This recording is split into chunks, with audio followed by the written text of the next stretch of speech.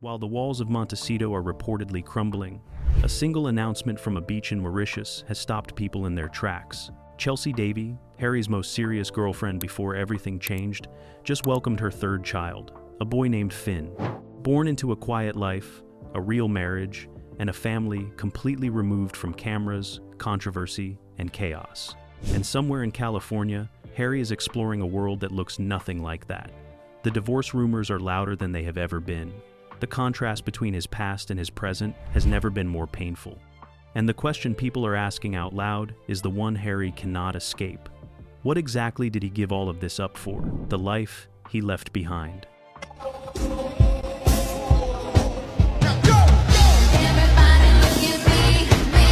There is a version of Harry's life that almost happened. A version that looks, from the outside at least, remarkably like the life Chelsy Davy is living right now. Quiet, private, grounded in something real. And the fact that people keep coming back to that comparison is not accidental. It is because the contrast has become impossible to ignore. And this is now becoming a real crisis. Harry was not in love with Meghan Markle. Chelsy Davy is not a household name in the way that Meghan is. She never wanted to be. That was always the point. She is a Zimbabwean-born lawyer who met a young Prince Harry in 2004 when they were both students. She was 20, he was 19, and by every account from people who knew them during those years, what they had was genuine. Not a royal romance performed for cameras. It was not a carefully managed public relationship built around brand opportunities. Something real, unscripted, and deeply personal. They were together on and off for nearly 7 years. 7 years. That is not a casual relationship. A significant portion of both their young adult lives is spent deeply entangled with another person. Friends who knew them during that period have described a connection that was warm, funny, and grounded in a kind of mutual understanding that is difficult to manufacture. Chelsy understood Harry in a way that very few people outside his immediate family ever have. She knew what his life actually cost him. She had seen it up close, and she loved him anyway. So, why did it end? That is the question that has never quite gone away. And Chelsy herself answered it, at least partially, in a rare interview she gave several years ago. She was honest about it in a way that was quietly devastating. She said the royal life was too much. The scrutiny, pressure, and the complete absence of anything resembling a normal private existence. She said she saw what that life would mean, and she made a choice. She chose herself and peace. She chose a future she could actually live in, rather than one she would have to perform for the rest of her days. At the time that the interview landed, most people read it as a slightly sad postscript to a famous romance. A woman explaining why she walked away from a prince. But read it again now, in the context of everything Harry is currently living through, and it sounds less like a postscript and more like a warning that nobody listened to. Chelsy saw something. She saw it clearly enough to walk away from a man she genuinely loved, and what she saw was the thing that Harry had apparently spent the years since trying to outrun. The reality is that royal life does not just shape you from the outside, it gets inside you. It changes what you expect from the world and what the world expects from you, and once that process has happened, there is no clean way to separate yourself from it. Harry thought he had found the answer to that problem. A new life, country, and identity built on his own terms rather than the institutions. And for a while, at least publicly, it looked like it might be working. But then Chelsy posted a photo of baby Finn, and the internet did what the internet always does. It held up a mirror. On one side, a woman who walked away from Harry and built a life in Mauritius with a husband who is not famous, children who will never be photographed by paparazzi, and a daily existence that belongs entirely to her family. On the other side, a man living in a Montecito mansion, surrounded by divorce rumors, failed business ventures, and an increasingly visible unhappiness that no amount of carefully managed press releases can disguise. The comparison is not entirely fair. Life is not that simple, and human beings are not that reducible. But fairness is not really the point here. The point is what the comparison triggers emotionally in people who have been watching Harry's story unfold for years. It triggers grief. Not for Chelsy, not even really for Harry, but for the version of his life that once felt possible. The version where he became a normal person, loved by a normal person, living a life that was actually his own. That version of his life had a face. It was Chelsy's face. And now, she is holding baby Finn in Mauritius, while Harry goes through something that looks, from every available angle, like the slow collapse of everything he bet on instead. The question is how deep that collapse actually goes, and the divorce rumors currently exploding across global media suggest the answer is deeper than most people have been willing to say out loud. A marriage running on empty. Earlier this year, Harry was photographed on a ski slope in Aspen, Colorado. He looked relaxed. He looked like himself, or at least a version of himself that has become increasingly rare to see in public. The problem was not the skiing. The problem was who was not there. Meghan was back in California. No explanation was offered beyond the usual vague references to scheduling and prior commitments. And the royal watching world, which has become very good at reading what is not being said, took careful note. A husband and wife who have built their entire post-royal identity around the concept of their unbreakable partnership were spending what appeared to be a significant amount of time in different places. And this was not an isolated incident. Look at the pattern across recent months, and it tells a story that is becoming harder to explain away. Separate engagements, trips, and public appearances that once would have been joint ones. The unified Sussex front that was once the foundation of everything they were trying to build has developed cracks that are now visible to anyone paying attention. And a lot of people are paying attention. The timing makes it worse. Harry and Meghan are approaching their 8th wedding anniversary this May. 8 years. In normal circumstances, that would be an occasion for warmth and reflection, a milestone to be marked and celebrated. But the conversation surrounding this particular anniversary is not about celebration. It is about survival. About whether a marriage that has already cost both of them so much has anything left in it that genuinely works. Royal commentators who have spent years carefully avoiding the subject of Sussex marriage trouble are now openly discussing it. That shift matters. These are not tabloid gossip or online conspiracy theorists.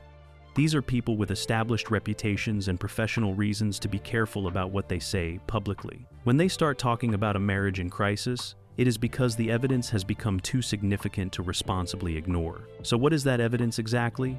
Beyond the separate schedules and the Aspen trip, what are the specific things that have people genuinely concerned? The body language is one piece of it. Footage from their recent joint appearances has attracted intense analysis from people who study these things professionally. The conclusions have not been flattering. Words like disconnected, performative, and strained keep coming up.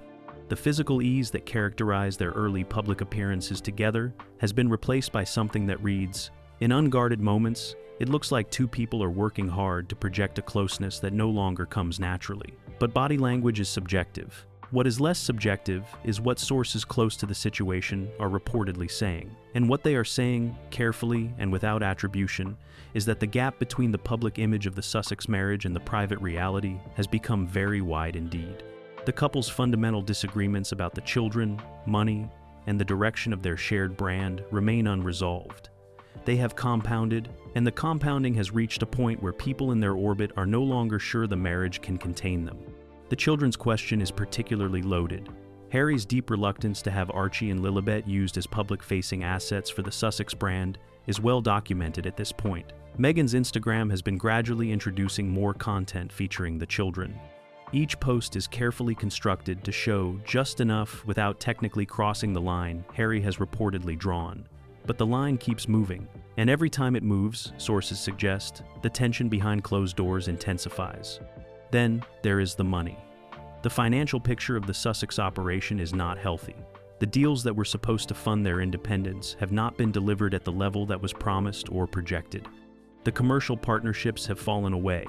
The speaking engagements are not commanding the fees they once did. And the cost of maintaining their Montecito lifestyle, the security, staff, and the infrastructure of being globally famous people with no institutional backing continues to be significant. Money problems do not break marriages on their own, but they create pressure. And pressure applied to a relationship already dealing with fundamental disagreements about children, identity, and direction tends to accelerate everything that was already going wrong. The divorce rumors did not come from nowhere. They came from a slow accumulation of visible evidence and invisible sources that together paint a picture of a marriage that is, at minimum, in serious difficulty.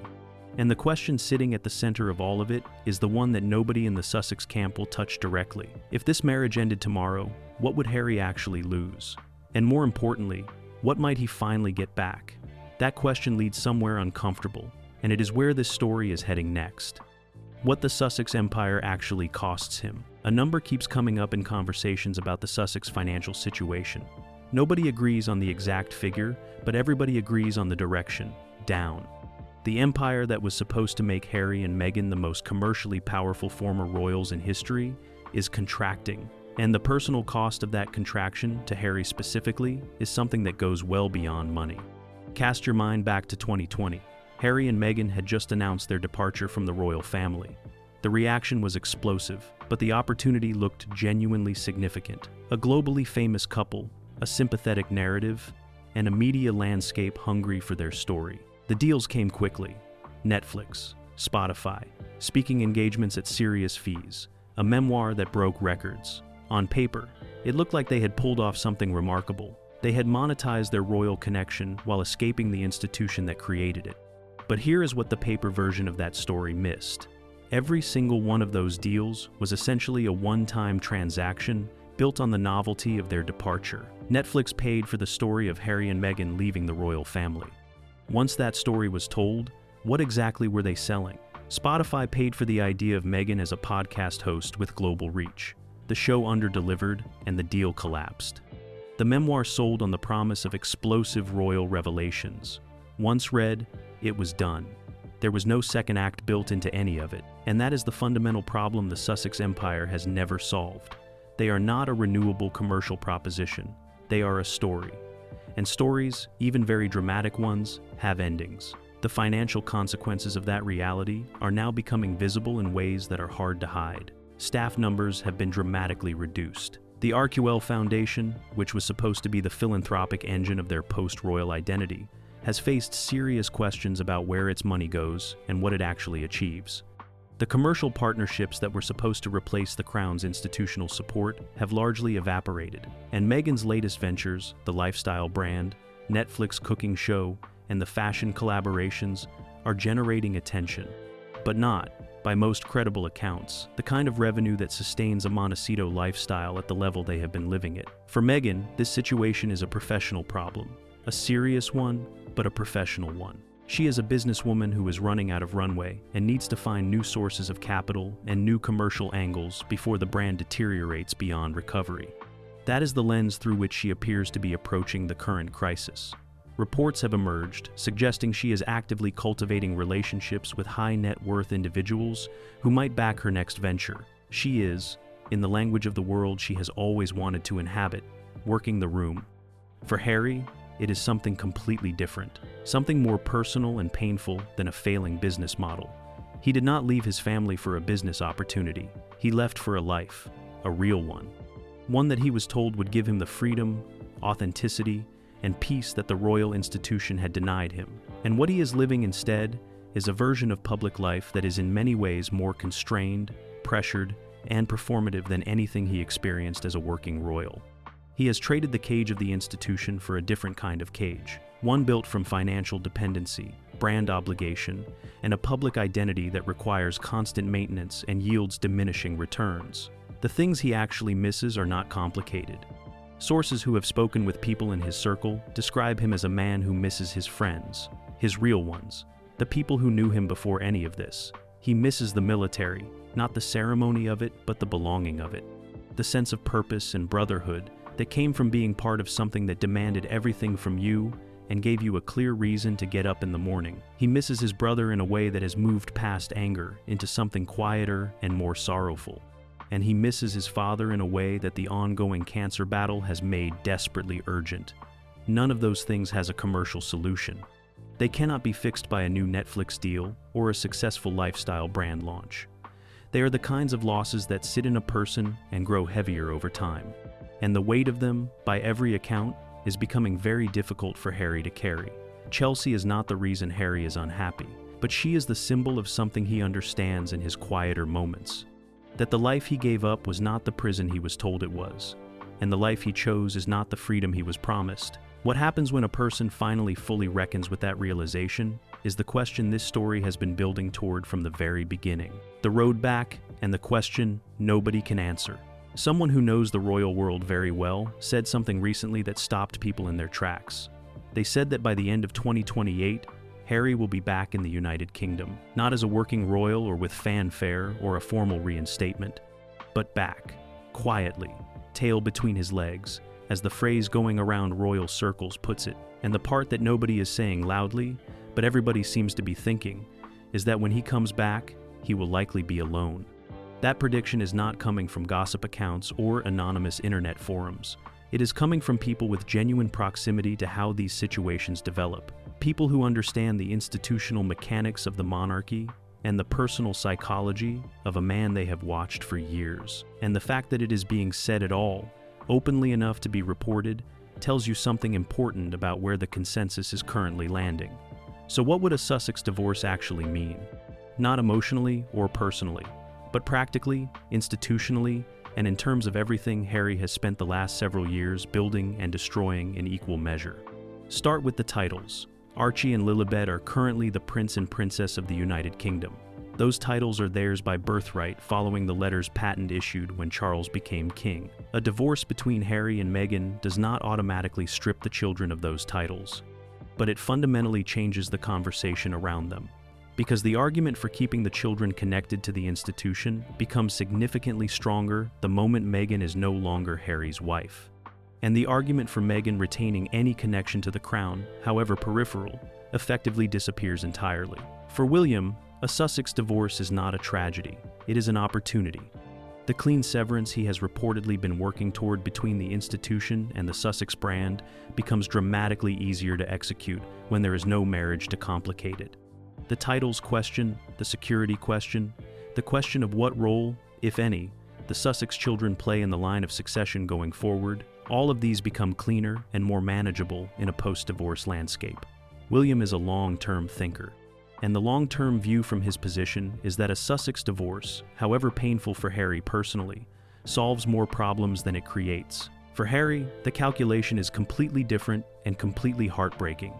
Because coming back to the United Kingdom, with or without a divorce, means reckoning with the full weight of what the last several years have cost. It means facing William across a room, knowing what was said, done, and written. It means facing his father, who is ill and aging, and who has extended grace that has not always been met with equivalent grace in return. It means being in the country where his mother is buried and where his real identity was formed, and admitting, in the only way that actually counts, that the experiment did not work. That is an enormous thing to ask of any person. And Harry is not any person. He is someone who has built his entire post-royal public identity around the narrative that he was right to leave, that the institution was toxic and the media was destroying him. He and Meghan were victims who had no choice but to escape. Walking back through that door does not just mean changing addresses. It means dismantling a story he has told the world and, more importantly, told himself. And yet, the people who know him best say the pull is there, that it has always been there, that underneath the Netflix documentaries, the Spotify deals, and the Oprah interviews, there is a man who misses home in a way that has never gone away, and that is becoming more urgent with every passing month that his father's health remains a concern. Chelsy Davy did not break Harry's heart by having baby Finn, but she did something in some ways more confronting. She showed him, without trying and without even being aware of the impact, what a life built on genuine choices looks like rather than performed ones. A life with a real partner, real children growing up out of the glare, real mornings that belong to the family rather than the brand. Harry has 2 children of his own, children he clearly loves, and who deserve a father who is present, grounded, and at peace with who he is. Whether he can give them that in his current life, or whether giving them that requires a fundamental reckoning with everything he has built and everything he has lost, is the question at the center of all of this. And it is a question that only Harry can answer. The clock, as everyone around him seems to understand, is ticking. Chelsy Davy is not thinking about Harry. She is in Mauritius with her husband and her 3 children, living exactly the life she chose. But Harry is in Montecito, and the distance between those 2 realities has never felt wider or more significant than it does right now. The divorce rumors are not going away. The marriage is not getting easier. The empire is not recovering, and the road back to everything he walked away from is getting narrower by the month. Chelsy moved on. The question is whether Harry still can. If this story hit home, hit subscribe, because the next chapter of this is coming faster than anyone thinks.